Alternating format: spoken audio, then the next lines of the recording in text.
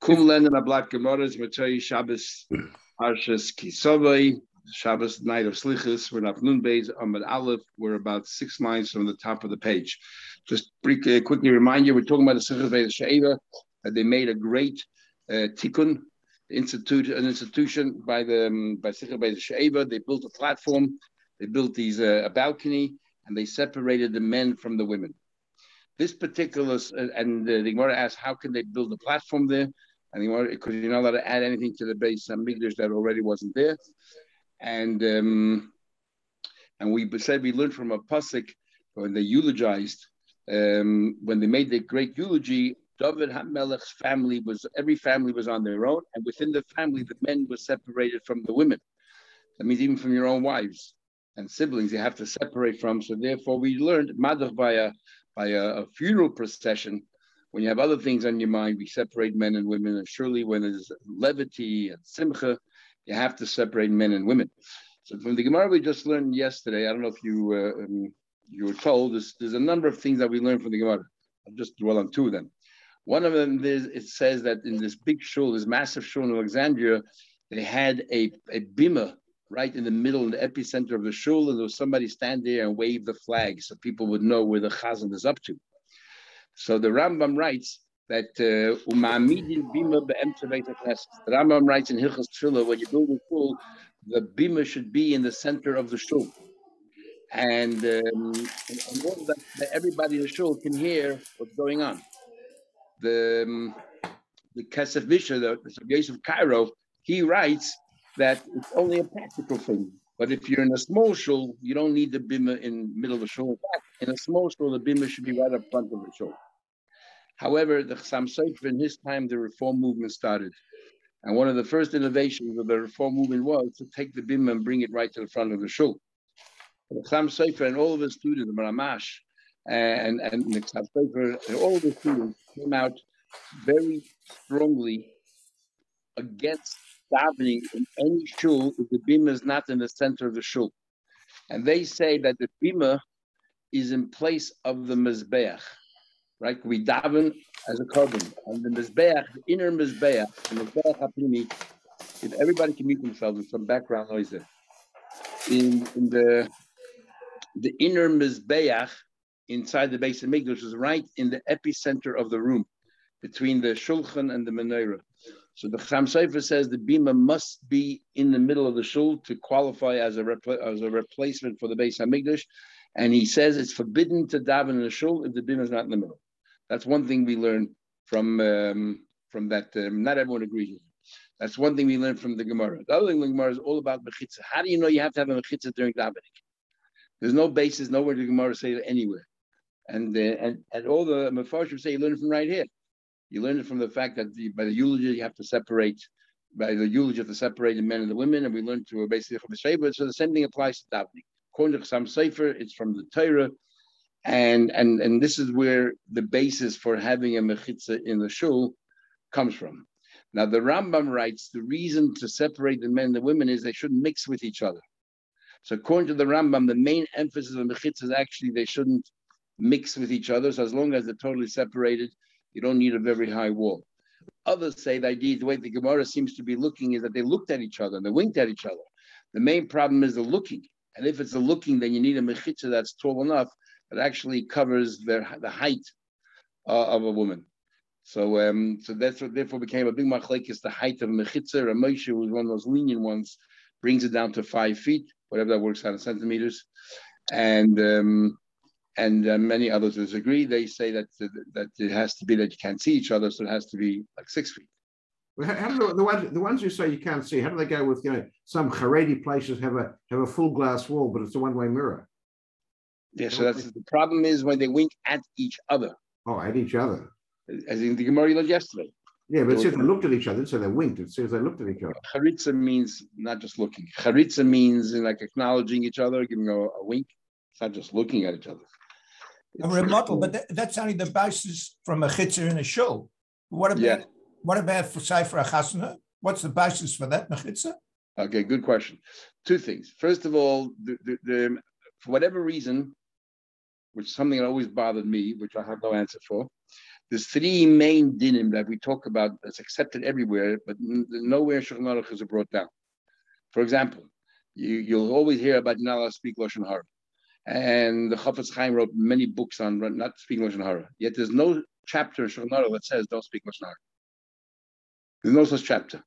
It's amazing. How can there be no such chapter? And it's only found in the Magen Avraham in chapter 156, which is amazing, in Orach Chaim. Another thing is tznius for women. It's a fundamental part of Yiddishkeit. There's no chapter in the laws of tznius. The only chapter in the laws of tznius is in chapter 70 in Orach Chaim, which really talks about Kriya Shema, 71, talks about Kriya Shema and how someone should be dressed when they're saying Kriya Shema in front of somebody else. Again, there's no separate law. And the third one is a mechitza and a shul. Nowhere does Shulchan Aruch say you have to have a mechitza and a shul, which is amazing. How can that be? And I have no answer for these three things, why they're not Shulchan Aruch. But in Kedushin, we're going to get in Mitzvah Shem Kedushin in a couple of years. And Daf Pei Aleph there the Gemara talks about having a mechitza, Rav and Abaye, what they used to do, they could put a divider. But Rashi says it was for a shir, when they used to learn. A wedding, the Shulchan Aruch in Ebenezer says that not only you have to have a mechitza by a wedding, but the Bach brings over there, and all the commentators bring that if you don't have a mechitza, you're not allowed to say Shasimcha b'mayna, that Hashem is happy and you're having a simcha Hashem's place. Hashem is not there. So there in a simcha, in a way, is even strict in the davening, because the simcha is what the simcha beis hashem is. When there's a lot of joy and levity, sometimes people forget the rules. So therefore, it's more important in a way by a wedding than by davening. There are those who want to say that in the shul it's only from the rabbis having a mechitza, because it's not. There's no levity there. It's very serious. Others say it's definitely not any less serious than a funeral and a hesped, and yet it says clearly here that have to be separated. Okay, so we want to know this hesped. What's this eulogy all about? Says the Gemara. So we are up to the Gemara here, about 7 lines at the top of the page. Who are they eulogizing here? There's an argument of Abdeis and Rabbana. Chadam once said, Al Mashiach ben Yosef Sheneder. We have two Mashiachs. The final one is Mashiach ben David, which we're all waiting for. The other one is Mashiach ben Yosef. There's another one that this Mashiach will come and first help the Yidden bring out the throne, then he will be killed in the war. And according to many, it already, Mashiach ben Yosef already came and went, and now we're waiting for Mashiach ben David. And I saw Shlomo Goren told us when he was in Caracas, and he stayed by us. So he said the difference between Mashiach ben Yosef and Mashiach ben David is, he said Mashiach ben Yosef will take the Yidden out of Golus, and Mashiach ben David will take the Golus out of the Yidden, and that's a much harder job. The Chadamar, and the other one said, Al Yetzahara Shenere. When Mashiach will finally come, we are going to destroy the Yetzahara, and that's why we're going to cry and eulogize. The more obviously is a bit dumbstruck. What do you mean? For the Yetzahara, we're going to make eulogies. We're talking about Mashiach ben Yosef, that he will die. Okay. It says, it says in the Pasuk, the a lie that they will all look at me, they'll all look at me as those that they stabbed with a knife, the softu, all over, they are going to eulogize him. Al hayachid. They're going to eulogize him as if they lost their only single child. Okay, I understand. It's very sad. We lost Mashiach ben Yosef. We're talking about the evil inclination that we finally destroyed. Well, you're making a eulogy? On the contrary, we should be overjoyed. Why would they cry if the Yitzhak disappeared? Because the Gemara, they're crying not about the fact Yitzhak disappeared. They're crying about the past. When they confront their evil inclination, everyone's going to cry. But some crying will be tears of joy, and some will be tears of sadness. Mashiach will come. The Hashem will bring Yitzhak symbolically, that he will destroy the Yitzhak once and for all. Tzaddikim, they'll view the Yitzhak nidma lahem. It'll appear to them kahar, gavoya, like this mammoth mountain, and they wouldn't believe their good fortune that they were strong enough and had such strong conviction that they overcame the desire to listen to this towering Yitzhak. Urashayim nidma lahem kechut asayra. The Rashayim will look at the Yitzhak, see how the Yitzhak was merely a hair, a strand of hair, and yet they succumbed. Halal Boicha, but all cry. Tzadikim Boicha, I mean, it's like, wow, it's incredible. How in the world were we able to overcome such a mammoth, Yetzer Hara like what we had? Would Shayim Boicha and Shayim will cry, but we'll say, hey, how in the world is it that we couldn't overcome this Yetzer Hara? In fact, Abish herself wonders with them. Shenemar, it says, Koyama Hashem Tzvakas, so says Hashem, Ki Yipola Be'ena, I'm amazed. She'edis Ha'amazeh, the remnants of these people, Kayam Mehem, Gam Eni Yipola, just like they're amazed, I will also be amazed. When he starts out, he's merely like a spider web, nothing. Well, the safe, but if you allow it, it becomes like the ropes of a wagon. It says, those who start getting drawn by sin, they start out with ropes that are empty, nothing there. But over time, in other words, once you get used to sinning, it gets harder and harder it's like an addiction. Once you get addicted, it's very difficult to break away. Same thing. The first time you do an evade, it's very, it's just, it wasn't really that compelling. But then over time, we had before it, Rav Huda said, that he gets used to it, and therefore it's very difficult to step away from it. So we learned Mashiach ben David, Mashiach ben David, that we hope will reveal himself in the very future. Hashem said to him, Sha'al me many David, ask me anything you want. Hashem said to Mashiach ben David, ask me whatever you want, and I will give it to you. So Shenema, how do I know that? It says, I will relate to you. I gave birth, I will tell the world that I just gave birth to you. Ask me anything about the nations, and I will give it to you then as an inheritance. That's what he said. When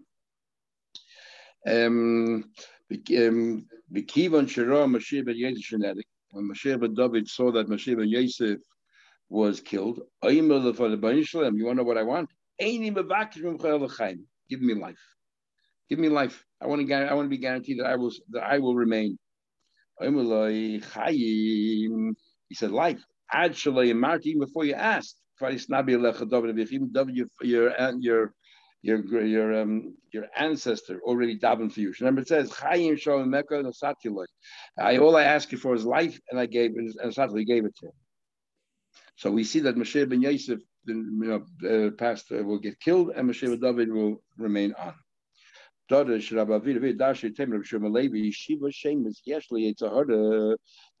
different titles for the Yetzer Hara, and each one focuses on a different part of it. He calls them evil. That's what it is. It says, the inclination of a person is a ram and ura, is bad from young.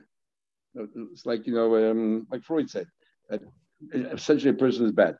Moshe called him the uncircumcised. It says, that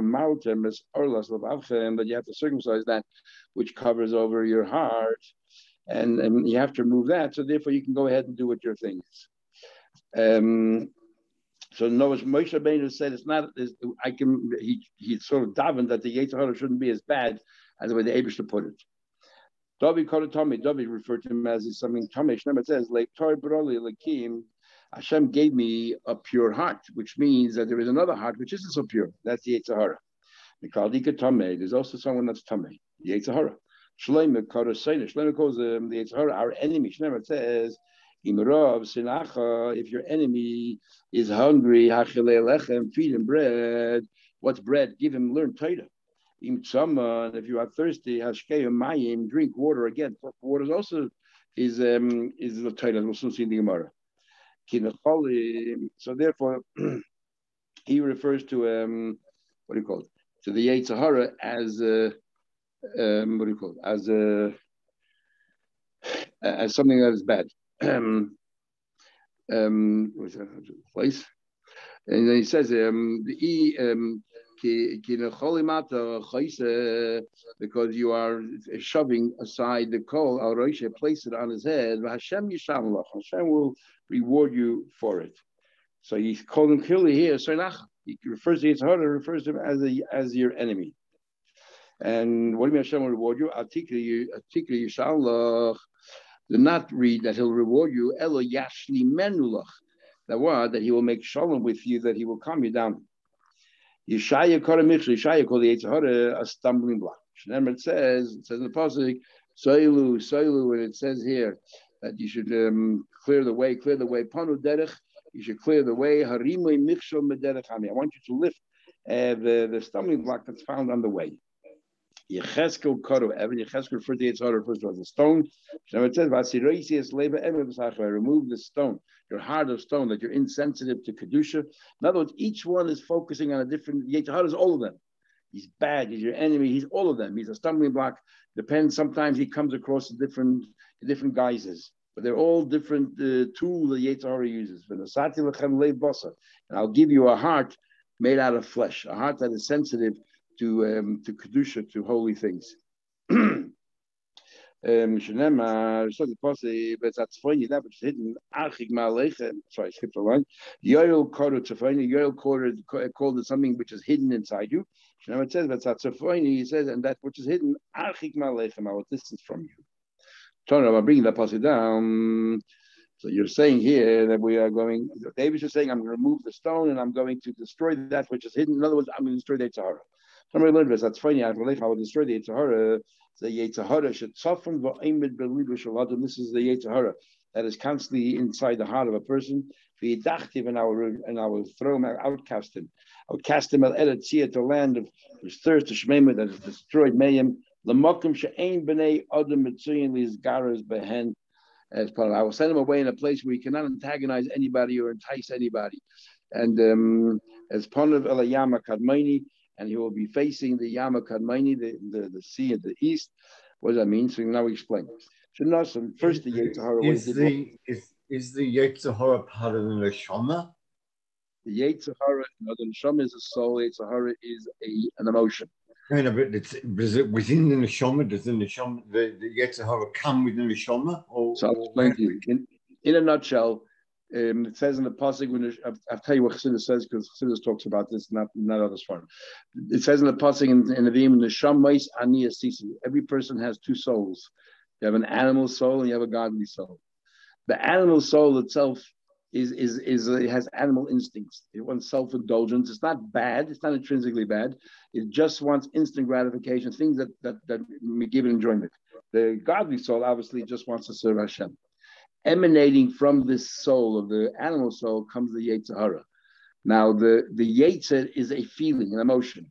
We are not in touch with our souls because it's in our subconscious.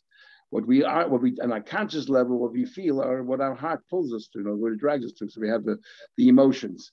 The Yetzer Tov is the emotion that tries to bring good, and that comes from the Nefesh Elokis, the godly soul. And the Yetzer Hara emanates from the animal soul, and therefore wants you to do bad because that's its gratification. But we say in Krishma, you should love Hashem with both your hearts. And Rashi says, with your two Yetzers, the Yetzer Tov and your Yetzer Hara.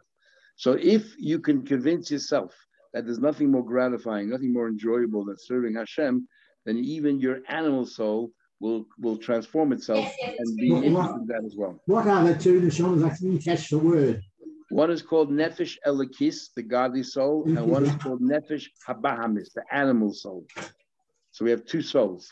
And there's a constant struggle between the two souls. That's what life is all about. That's their agenda. And we are like in the between, and we have to overcome the urgencies and the whims of the Nefesh Habahamis and follow the Nefesh Elokis. So you say, well, when we're born, two neshamas come into our body. Yeah, except the Gemara says, we'll learn this in head, and the Yetzer Hara is older than the Yetzer Tov. It's called a Melech Zaken Exil, because as soon as you're born, you have a Yetzer Hara. The Yetzer Tov does not come fully into a person until the Bar Mitzvah. And when by a bris or by a name calling by a girl, that's when they get a little bit of the Yetzer Tov in there. But they don't get the full Yetzer Tov until the Bar Mitzvah or Bas Mitzvah. That's what happens at Bar Mitzvah. It's not just a day in the calendar. Something major happens. That's when the Yetzer Tov comes in. Maybe there's also a distinction between the elements of the neshama. The neshama is one aspect of it, and the nefesh, which you're talking about as well. The nefesh, they're also different aspects of the neshama. So I mean, are we saying the nefesh and the neshama are actually identical? We actually have it in the Gemara in Brachas. The neshama has 5 names, but actually it's 5 levels of the neshama. The 5 levels are nefesh is the lowest, then ruach, then neshama, then chaya, then yechida. Chaya, yechida are 2 parts of the neshama that don't really enter our body. They're such a high level. And then you have neshama and naran, neshama, ruach, nefesh that's inside us. And we'll have in Gemara Megillah. Rashi said that even though Daniel didn't see, but his neshama above saw. So there's a part of our neshama that's in Shemayim that didn't come into our guf. And whatever, if you ever have suddenly an arousal that you want to do a mitzvah, and you have no idea where it came from, because it's not like you sat down and you thought about it, it came out of nowhere. That is the neshama, the Shemayim was able to send a message to the neshama in your body and was able to pass through. And suddenly you got this iris. Like it says in Pri Avos, every day a baskel comes out from heaven and says, woe is to the Torah that nobody's learning it. What's the point of the baskel every day if nobody hears it? Our neshamas and Shemayim hear it. It's our neshamas trying to send a message to us, and sometimes it gets through. Most times it doesn't. So let's continue now. What do the Yetzer Hara spread out through all the different neshamas, or is it just in the nesham, the elakid? No, none of them. The behemoths. The Yetzer Hara is not part of the neshama. The neshama is subconscious. The Yetzer Hara is your conscious level. It emanates from your animal soul. There is no Yetzer Hara whatsoever in your godly soul. It has nothing to do with the soul is what's inside us, giving us vitality. The Yetzer Hara is an emotion, is a proclivity to do things which are bad. It's a Yetzer. It comes from your guf? It comes from the nefesh abamis, and the Yetzer type comes from nefesh lakis. But it's in your conscious level. You're aware. You know exactly if you want to do good, you want to do bad.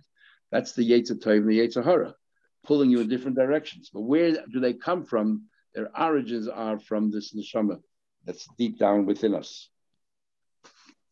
Okay, this is something in the beginning of Tanya talks about and elaborates at great length. Oh, let's continue now. So the Yetzer Hara, what does it do?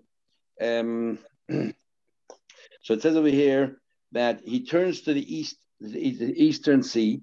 Shenosan Eina b'Mikdash. The Yetzer Hara decided he couldn't tolerate anymore the first base of Mikdash. It causes destruction because the people in the first base Mikdash they were over on Gila Arayis and all that various there, Avodah Zarah. And they killed many Talmidei Chachamim at that time. We actually had Gemara Shabbos that first day. It says in the Gemara, if you remember, the Eibusha said, "I never changed my mind about anything, except that first he didn't want to. He wanted to protect all the tzaddikim, but then he decided because the tzaddikim didn't protest when they observed all the Yidden then misbehaving, and they didn't say a word. I want them to die first." So that happened the first base of Mikdash. The Seifer, then he turned around the Yamachan to the latter sea. This is all reading the pasuk. Then he turned around he decided he doesn't want the second base of Mikdash either. They destroyed it. And they killed many Talmidei Chachamim who lived at that time. So this is what happened. And then his stench went up. What is that referring to? He decided to leave behind all the goyim, doesn't matter what they do, and all he cared about, whenever the Gemara wanted to talk about the Jewish people in a very negative way, they would always talk about like in third person or like a euphemism. He decided he wanted to incite the enemies of the Jews, which means the Jews. He higdil lasses. What do you mean higdil lasses? What does that mean? Higdil lasses. He grew and he what do you call it? And he grew and he wanted to do big things. Amar Abaya. The Yetzer Hara felt that his mission was if he can get another Talmid Chacham to succumb to his spell, he felt a much greater achievement. And we had a few occasions. We had Gemara Chagiga about Elisha ben Avu, who was a Tana who unfortunately then became known as Elisha Acher because he went completely off the derech. So the Gemara continues here. We had Yechon and Kohen Gadol and Marim Brachas, that we had a Kohen Gadol, a high priest. For 80 years he was a high priest, and then he became a tzduki, or he tolerated tzduki, became more moderate. So the Gemara continues. There's a Gemara tells a story. Abaye said that the Yetzer Hara works harder with Talmidei Chachamim. He tells a story. Shamel Hu Gavra, he once heard this guy talking to a girl. The Karmel told this girl, Nakdim v'nezeh b'orcha. Let's wake up really early in the morning and go on our merry way. And Abaye started becoming suspicious. They could go early morning into the forest for a walk. Ahmad, he said, Ezel Afrishina Misur, what's my duty? I heard it. So it must be that's my duty to make sure they don't commit any sin. So I will follow them, and as soon as they're about to do a sin, I will prevent it from happening. He walked with them 12 kilometers. 12 kilometers. He's talking about he walked with them over 3 hours. Ba'agma out there in the swamps, in the marshes, and then nothing happened. And they came to a fork in the road. And the guy says to the girl, when they were about to separate in different directions, because he was going in one direction and she was going in another one. Shaminu, Abaya heard the guy said to the girl, our paths are very far from each other. We're about to split. But had we continue walking together, I really enjoyed our partnership. So Abaya saw two things there. He saw that they weren't just strangers. They knew each other. They enjoyed their company, but they did nothing wrong. They did absolutely nothing wrong. Omar Abaya, look at this comment. Abaya said, if it's somebody that I hate, he meant himself. Again, a euphemism. If I would have been walking with a girl in the forest, nobody around, I would have done this. I would have committed a sin with this girl. This is Abaya, the great Abaya. So he felt terrible. How this young man had such strength of character and discipline, and they behaved 100%. And Abaya felt that he would, in the same circumstance, wouldn't. Also, he felt so upset. He went over to the door when he came back home, and he leaned against the hinges of the door. And he felt, wow, here I'm Abaya. I learn all the time, the great Abaya, and yet I have such a big Yitzhahara. Also, Ahusaba came along, this elderly person, and he told him, you should know, that the greatest, just because you're a tzaddik and you felt that you would have succumbed, you would have induced an avera, because you have a much greater Yitzhahara than an average person. So if you see tzaddikim sin, you can't just disparage them and say, oh, they're the shame. They're Yitzhahara. You can never judge anybody else. It's not like we all have the same Yitzhahara, and therefore you can say, well, I didn't listen to the Yitzhahara, why did you? Every person's Yitzhahara is relative to who they are. So therefore, no one can judge anybody else. When it says in Mishnah, you should judge every person with kafs chus, because you have no idea what kind of Yitzhahara they have. You don't know what their circumstances are, and you have no right to judge others. So Abaye then was placated. The Yitzhahara never rests, doesn't just tread water. He continuously never tires from trying to induce you to do an avera. It says, Ra kolayim. He's constantly bad every day. No orders, but the way you're interpreting is kolayim all day long. He tries to intensify his seduction. I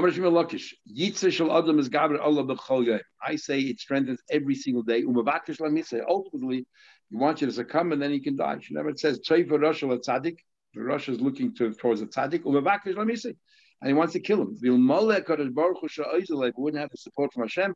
We have free choice. We have free choice because albeit we have the Yitzhahara who is very, very convincing. Hashem helps us out that we should so that we can have a balance, so that we can choose freely. Because that's what Yiddishkeit, an axiom in Yiddishkeit is that we all have free choice, and that's why we get rewarded and punished accordingly. And even though the Yitzhahara is that such a dominant figure in our lives, Hashem supports the Yitzhahara. The Yitzhahara couldn't handle it. Because the pasuk, Hashem will not forsake us and leave us totally in the hands of the Yitzhahara. And he won't allow him. And you won't find him guilty when he judges us. So there are extenuating circumstances. Is there a Yetzirah and Yetzirah what's in your mind, or does it come into fruition? It's up to you. If you only are tempted to do an avera and you control yourself, you don't do an avera, we'll learn Gemara Kedusha in the end of the first parak. That in itself is a mitzvah. If you ever tempted, it's still a Yetzirah. Sorry, that's part of the Yitzhahara. The Yitzhahara starts from your mind and goes to your heart. Okay, usually, what happens is if you but those are two parts, so two different parts. You can have a Yitzhahara that you want to, say, kill somebody, but you don't. If you don't kill him, is that still Yetzer Hara? If you kill him, is that the Yetzer Hara still? Yes. However, it's not enough. By us, we say machshava ra ein hakadosh baruch hu mitzaref l'maisa. If in your mind you want to commit a sin, whatever the sin may be, it's not considered an avera yet. And if you have the capacity to do it, and yet you control yourself. But we don't still say al chait for it. You don't want to have bad machshavas either, because bad machshavas lead you to do things. But if you have a bad machshava and you control yourself and you don't succumb to that machshava, it's considered you just did a mitzvah.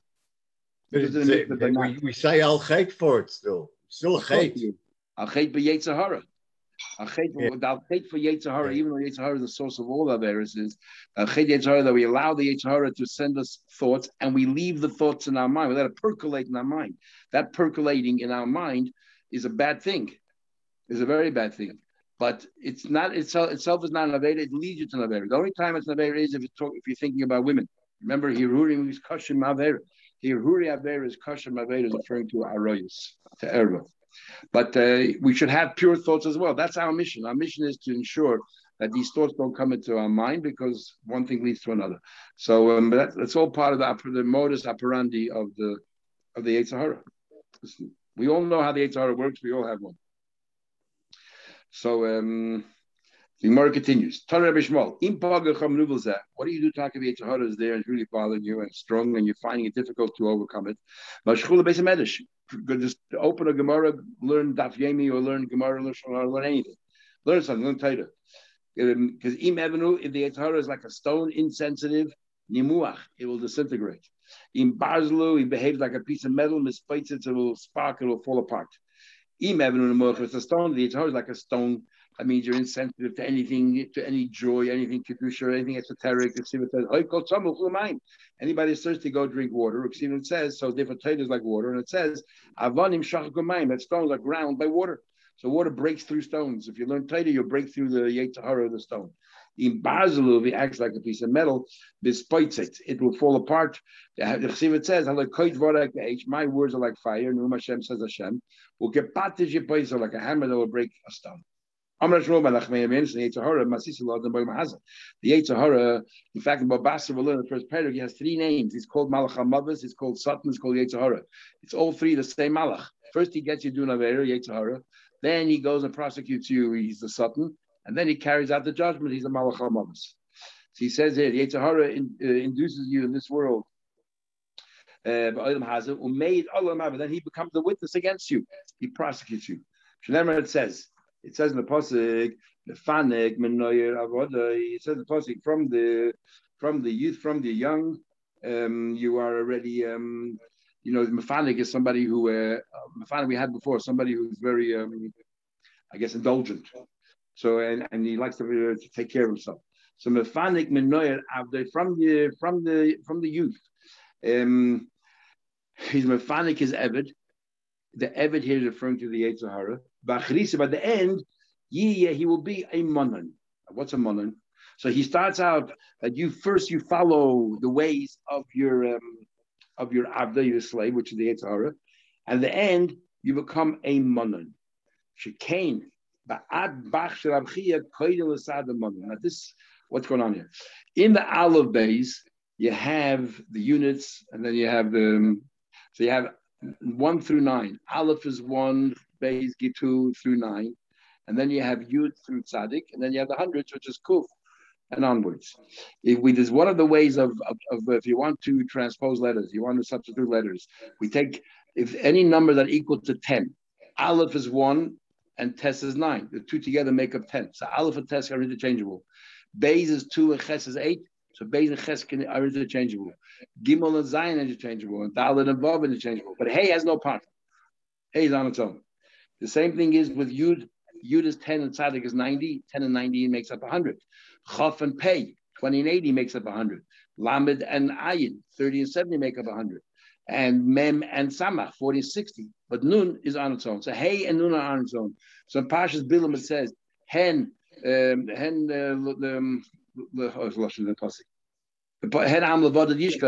my nation is alone It says hen, because the letters hey and nun have no partners, and my nation, the Jews, have no partners as well.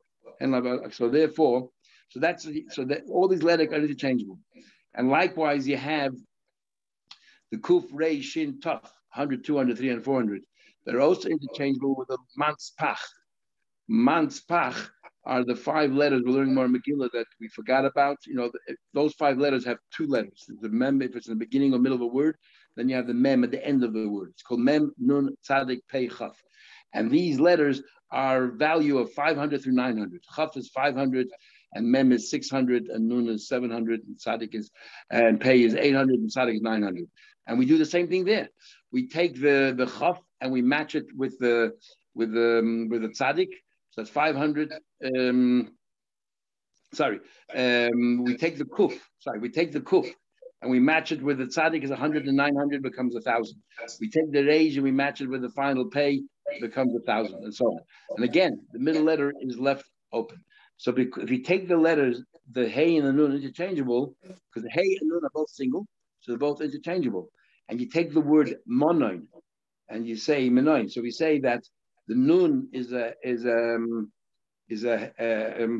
mem is equal to a samach, right? Remember, mem is 40, samach is 60, together they make 100. So the mem becomes a samach, the nun becomes a hey, the vav becomes a dalet because 6 and 4 is 10. So vav becomes a dalet, and the nun is a hey. Read sahado, samach hey, dalet hey, sahado. That means at the end, this satan will become the witness against you. Okay, a bit complicated, but that's how it works out. It's called ad bachabatchi. Rav Huna asked a question. See, in one pasuk it says, in one pasuk it says that like Znus, that he led you astray. Okay, so in other words, what do you mean? The Yetzer Hara led you astray. The Yetzer Hara is not part of you; is outside of you, but it's leading you astray. But another pasuk says, "Bekir bum." It says that this is inside you, as if inside you you're already bad. So one answers, but Chila, he said, first the Yetzer Hara is outside of you, tries to induce you to do no better.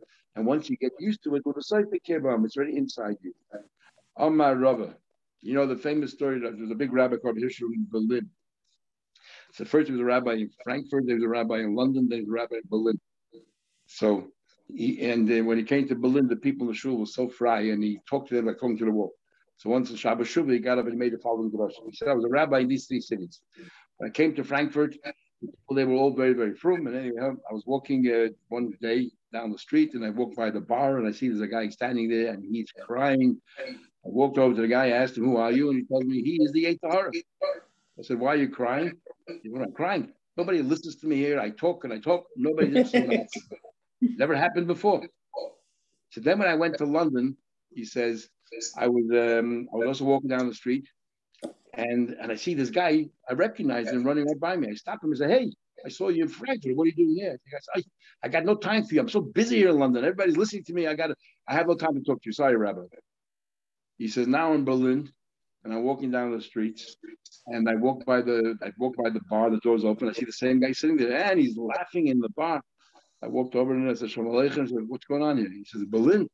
I don't have to do anything. The people do the work for me. That's how he got the people in Berlin. So, and that's what Gemara is saying here. The Yetzer Hara works in steps. Omar Rabba says, but first the Yetzer Hara is called a halach, is called like an outsider. He's just passing by. After a while, he becomes a guest. He comes and visits you quite often. All of a sudden, then becomes your master. You can no longer pull away from him. Shenema, because it's actually a pasuk where it says, it says, first he came by the person, the rich person, this is the story with David HaMelech when he stole Bathsheba, and Nosson HaNavi chastised him, and he said to him, there was a rich man who had plenty of sheep, and the poor man came to him, and to give to the guest food, the rich man decided to go to the poor man and give the food to him. So we see starts out in the pasuk, starts out being an outsider, and then he became a guest. And then Vayasel Isha Bolo gave it to the Ish that came to him, and he became eventually his master. Amar Rabbi Yechon says, Eva talking about znus, Eva cotton yeshul adam, the part that a person uses for znus, Mar Eva, to keep it hungry. In other words, you don't feed into its desires. Eventually be full, and eventually you lose these desires. Aber Mazbiya, if you give into all of his desires, Rav will never be happy. He'll always want more. That's how Tosfos learns. Rashi learns that if you're Mazbiya, if you say that, and Rav, eventually, as you get older, your body will get weaker, and you won't be able to perform anymore. Shenemar, because it says in the pasuk, Kimar Isam vayirbo. It says that they were hurt by his bow, and they became full. In other words, if you don't give it much, you don't feed into it, then eventually you'll feel satisfied and it won't bother you anymore. The four things Hashem created in this world, and he has charata, he created them. At least he says that he had charata. Not that he should change his mind. From the beginning, he only had a mind to do so much. It's as if he had charata from what they're doing any more. Elohim, Golus, the fact that he put us in exile, Kazdim, the nation of Kazdim, which is Nebuchadnezzar, and Yishmaelim, and the Yishmaelim, the Yetzer Hara, and the Yetzer Hara. Golus, the Chsiv says, what am I doing? He took my nation for nothing, and he's still there. So no, they were just saying, I wish it wasn't there. We're going to Golus. Kazdim, the Nebuchadnezzar, the Babylonians, the Chsiv says, Hein Eretz Kazdim Ze'am, I wish they weren't around. Yishmaelim, the Arabs, the Chsiv, it says, Yishlo Oilim, that they will, actually, these are the Arabs that are resting in tents, and they're out in the patches all the time. The Shaidim ubetuchas lemagize kale, and they feel confident even though they're angering Hashem. To those people who bring God in their hands. In other words, I wish they weren't around. Yetzer Hara, the Chsiv, it says Yetzer Hara Hashem Hari Oisi. I caused them to be bad, as if to say, I lament the fact that I did that. So the Mefarshim pick up, they say, you notice it doesn't mention Edom here, it doesn't mention the Christians and all that, because with the Christians it says there were times that we actually will have more of a Zara, the first 25 years go right, that even though on one hand we say Edom is the worst, but it seems from this Gemara here that Yishmaelim are even worse than Edom, as we can see today. Amar Rabbi Yechon. Didn't we have a Gemara? Sorry to interrupt. Didn't we have the Gemara where the Sanhedrin was able to eradicate the Yetzer Hara, and then the whole world stopped existing? So how could a Kodesh Baruch say, I wish I would never created it? Without having it, the world doesn't exist. You talk about the Gemara Yuma or Gemara Sanhedrin. You talk about Rabbi Yuma, we just learned. The Gemara is talking about not Yetzer Hara generally. It was the Yetzer Hara for Arayos, the Yetzer Hara for adultery. First, they got rid of the Yetzer Hara for idol worship. We don't have a Yetzer Hara idol worship. Then they decided they want to get rid of the Yetzer Hara for adultery. And then what happened was that even the chickens stopped laying eggs. So they had to bring it back. We're not talking about the Yetzer Hara to eat tray from all that. That you can control. In fact, Tosfos says the reason why Yom Kippur we read Parsha Arayos is because it's the most difficult test that people have. And in fact, in Sanhedrin, the third paragraph, it calls like we're an oinus. We can't control ourselves sometimes. So that's what they try to get rid of, not the general Yetzer Hara. Omar Rabbi Yechon. Sorry, question I got on this is, I don't know if you can answer this, but it says, how can Hashem regret anything that he created? That doesn't make any sense. The Mefarshim say it doesn't mean he regretted it. This was always the plan. We needed Golus because that prepares us for Mashiach, that prepared us, Mitzrayim prepared us for Matan Torah. But he felt bad that that's the only way to do it. But he needed it. He didn't. So it doesn't mean regret that he shouldn't have done it. Chas v'shalom. Maybe she doesn't make any regrets. Doesn't have any regrets. I told you the Gemara Shabbos we had that over there involved. The only time Hashem regretted or changed his mind about something was punishing a Talmid Chachamim. It's an expression of regret that he had to do it in order to get to the point that he wanted to, but he's not getting any joy out of it. That's what it is. Not getting any joy out of it. Regretting is a human thing, not a Eibishter thing. Every single midah is a human thing, but Eibishter also has midas, right? Hashem has good. Hashem is not good or bad. Hashem created the idea of good or bad. Everything is a creation, including the idea of feeling bad about something or feeling good about something, and all that. We're going to learn about Chagiga Daf Hei Beis, where Hashem has certain things that he's very upset about, and about people how they behave, but he can't do anything about it. More than that, whatever happens, it's like hashgacha pratis. Whatever happens is always for a reason. Yeah, but you can't use that cheshbon for an avera. Say, well, hashgacha pratis that I ate treif because so therefore it's all right. We choose. We have free choice when it comes to mitzvahs and averas. Everything else in life is hashgacha pratis. If I had met you or I happened to be living in Australia or anything, that's all hashgacha pratis.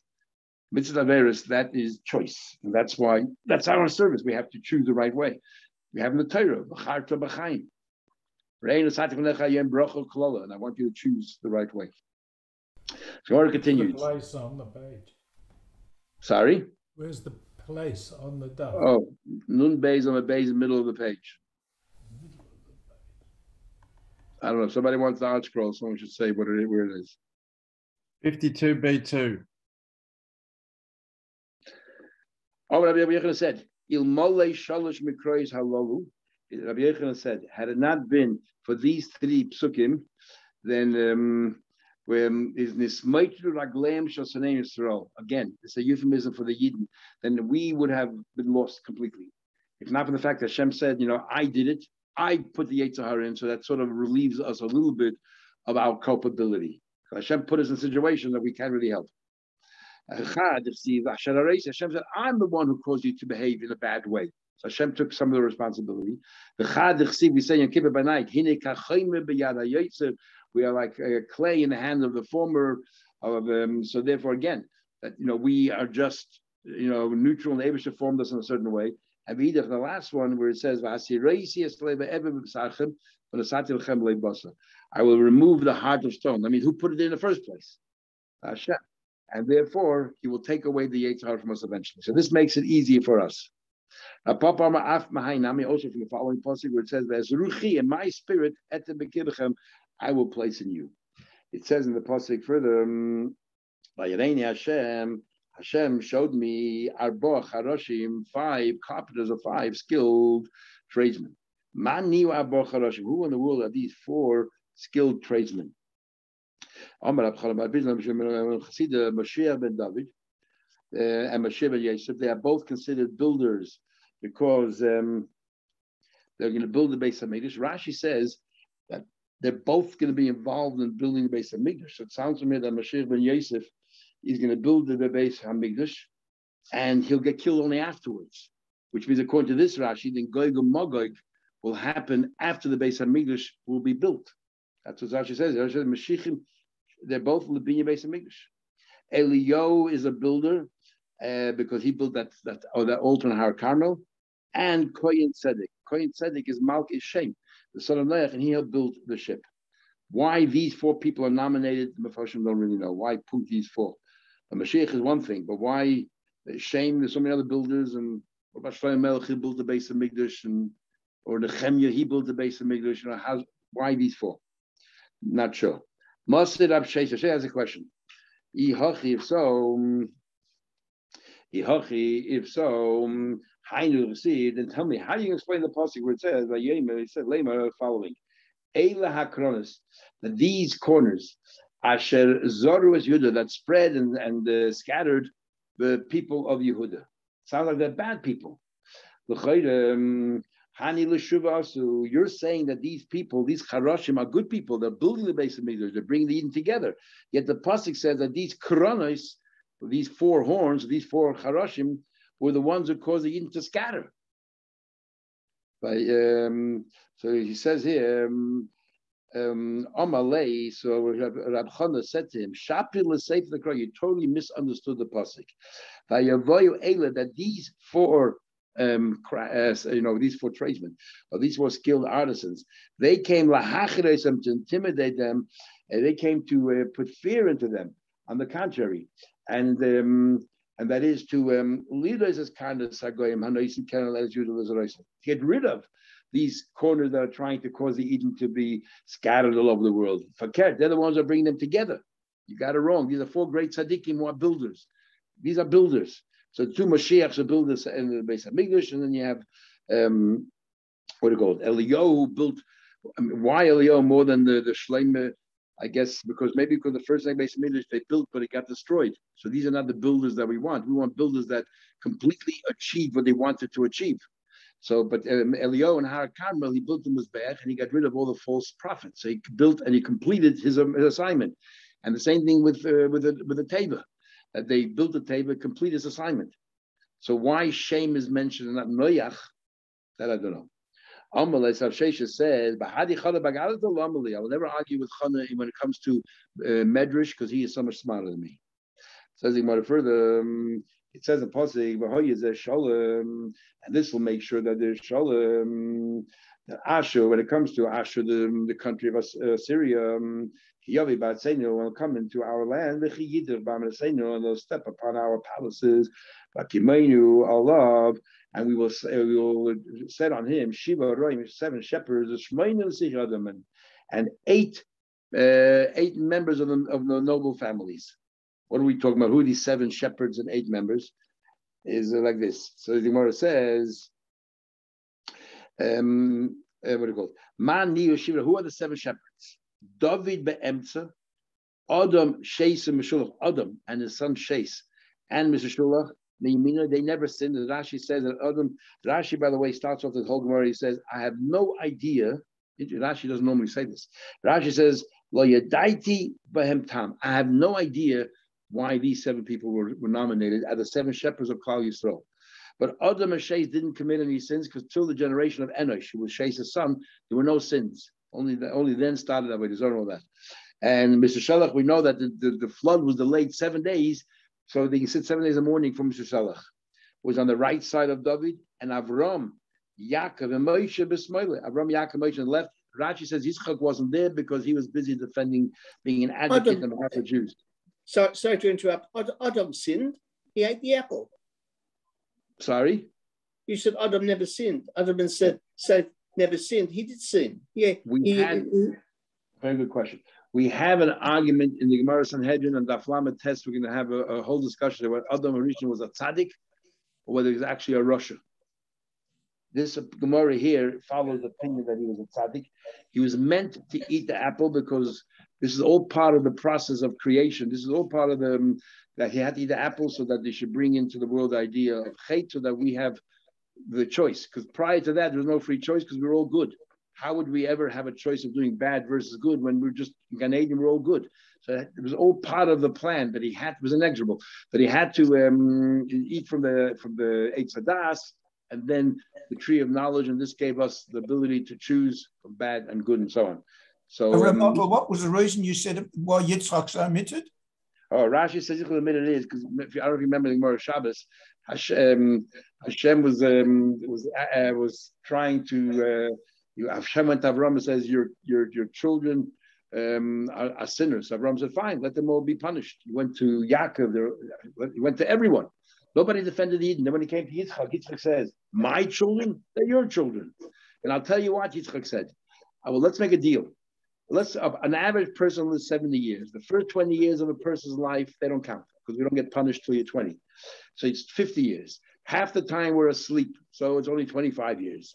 Half the time we're asleep, we eat 25 years. I'll tell you what, Abishter, I'll take upon myself 12 and a half years of every person's follies, and you take upon yourself the other 12 and a half years, and the two of us will wear all their sins, and let's save the Yidden.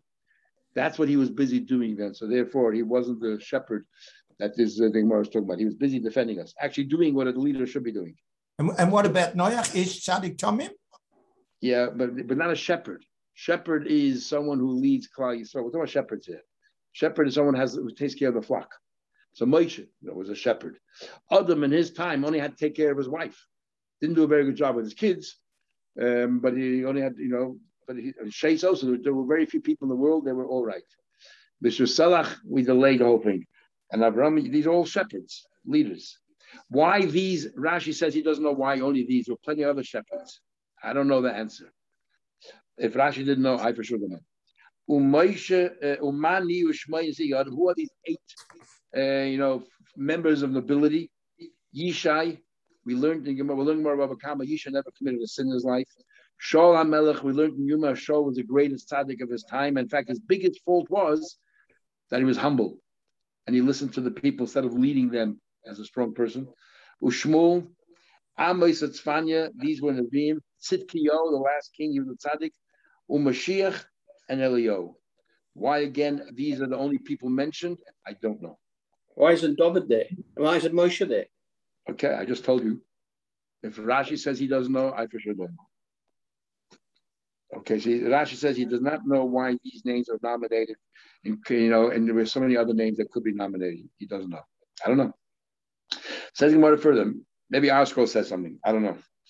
Arba Sulmus. There were four ladders for each menorah, and each menorah had four vessels filled up with oil. And then we learned that the menorahs are very tall. Finally, we learned 50 amas high, 50 cubits high, and that's why every courtyard in Shalayim benefited from the light that was emanating from these menorahs during Simchas Beis HaShe'eva. And then it says, the four youngsters, they climbed up these ladders. Each one had in them, they carry the oil. That jugs of oil, 120 lug. Now the question is, was that each one carried such a large amount, or was this the aggregate? The question is, 120 lug, kulu. That means the total aggregate for each menorah is 120. So each young man only carried 30 lug, which is pretty heavy. I did more like 30 liters, which is quite heavy. The whole chad, each one carried 120 liters, which is practically impossible. Tashma coming here, it says in the Braisa clearly, they carried kadei shemen shel shloishim lug. Each one carried a jug of oil that was only able to contain 30 lug. Shehem kulam me'ev etzim. The total was 120.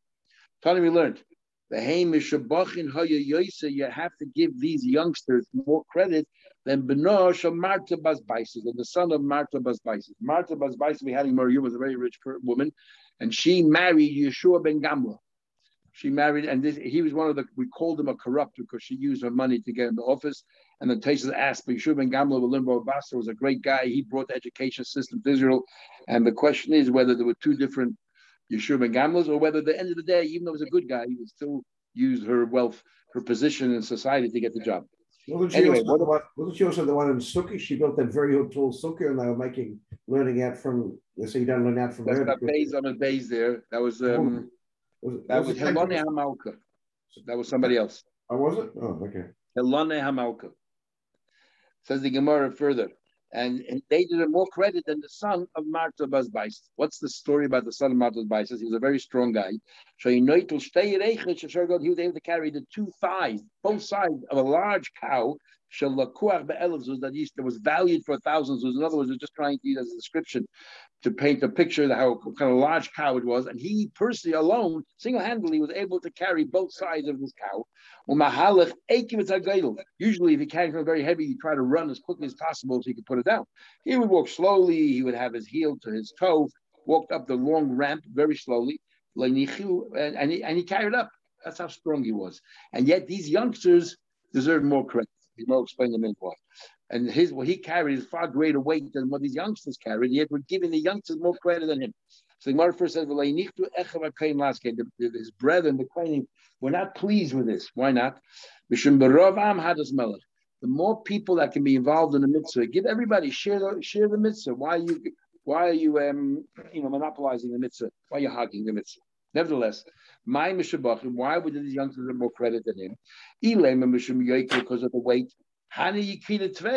What he carried was weighed more than what the youngsters carried. So why are you giving them more credit? El Hassam over there, in the case of this Kohen, Kevish, there was a ramp. So it was on a slope. It wasn't vertical. It was on a slope, and it was not on a very steep slope. Umaruba, it was square, so it was quite large. But Leizakir, it wasn't vertical. It went 32 amas, and it had to go 9 amas high. So therefore, every 4 amas, it went up 1 amma. So it was on a 25 degree, or it was what do you call it? He was on a not 20, he was on a 45. He was on a 45 degree angle. That's what it was. It was a 45 degree angle, which is steep, but it's not the same thing as a ladder. Hochasumas. Here, talking about climbing up ladders. Zakiv Tuvim was practically 180 degrees. It was practically straight up. So it was slightly sloping, leaning against the menorah. So therefore, for them to climb up, even though the weight was less, is much more difficult than carrying up this ramp that he did. I think 45 degrees is a very steep True, angle. But not like 180. 45 degrees. Actually, that's wrong. It's not 45 degrees. I made a mistake. He was a quarter of 90 degrees. So a quarter of 90 degrees would be only 22 and a half degrees. That's the angle, 22 and a half degrees. And these young men, they were practically on a 90-degree angle, going up.